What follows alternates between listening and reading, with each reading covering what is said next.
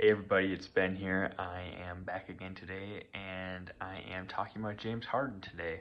And basically, I just want to talk about how I do not understand the James Harden hate exactly.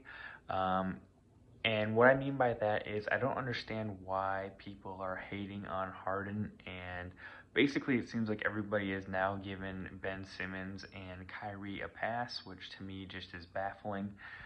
So if you aren't aware, Harden got traded for Ben Simmons last week, and there have been some hit pieces coming out about Harden on how basically all the players in Brooklyn hated him, all the staff in Brooklyn hated him. They were all really happy and excited when he got traded to Philly last week. He was not training at all. He was out of shape. He wasn't participating. He was rolling his eyes a lot when the coaches were speaking.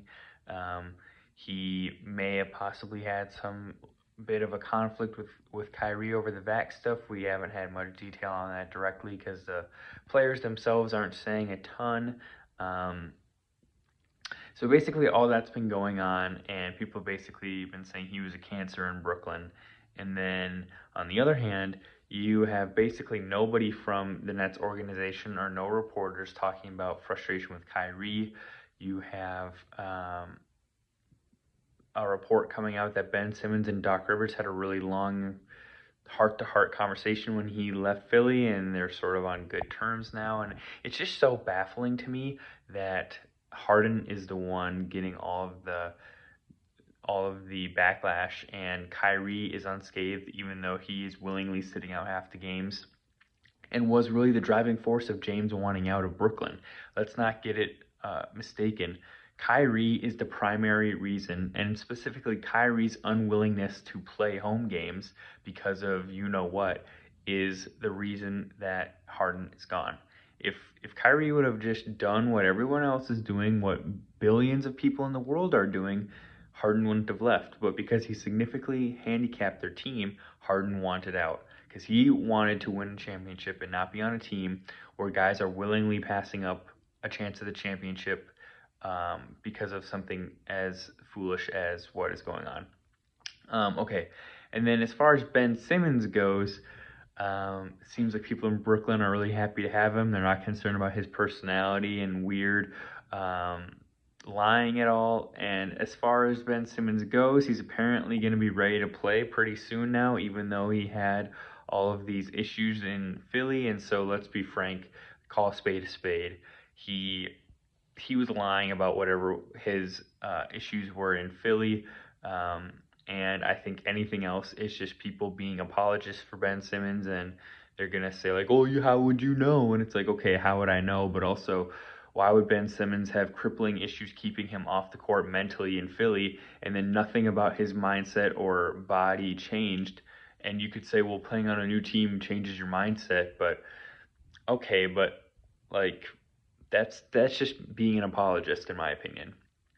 And it seems like nobody from Philly is giving Ben Simmons really a hard time as far as no hit pieces coming out on him or anything. So it's just a really odd situation to me, and I'm going to defend Harden in that he asked out of Houston. They took a really long time to trade him, and so he was being less than professional when he was gaining weight, not trying hard in the games. But even in those games, he was putting up 24 and 10, so he was playing decent.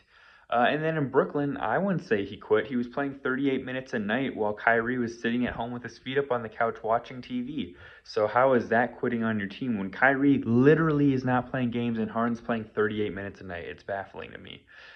Besides that, I'm just going to run through some examples of other times when people say that Harden made it not work with a teammate that I disagree with. So there's OKC. People say that he couldn't make it work with Russ and KD. Well, no, he got traded against his will.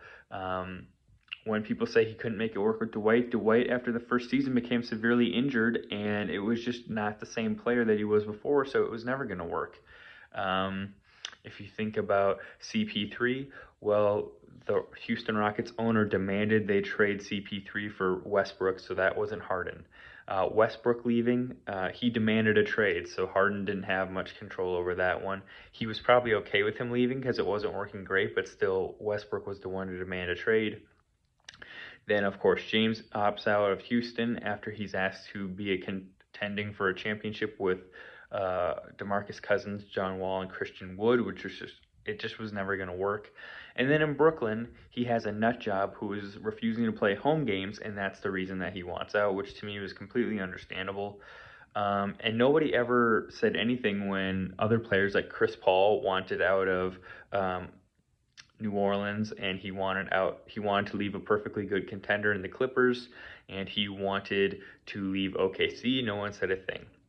Nobody said a thing when Paul George left Indiana or asked for a trade out of Oklahoma City. Nobody said a thing when AD was purposely not playing games and wanted out of New Orleans. Nobody said a thing about Russell Westbrook demanding a trade out of OKC, then demanding a trade out of Houston, then wanting out of Washington to go to LA. There's plenty of other examples I'm not thinking of at the moment. Jimmy Butler being fine with leaving Chicago, wanting out of Minnesota, wanting to leave Philly in a perfectly good situation. So there's tons and tons of examples, but I just think it's cherry picking to say like, oh, Harden's a quitter and Harden's the bad guy, when it's the NBA norm to regularly ask out. Hell, most of the NBA is begging for Bradley Beal and Lillard to ask out. So that's just my opinion. Let me know what you guys think. Have a good day. Bye.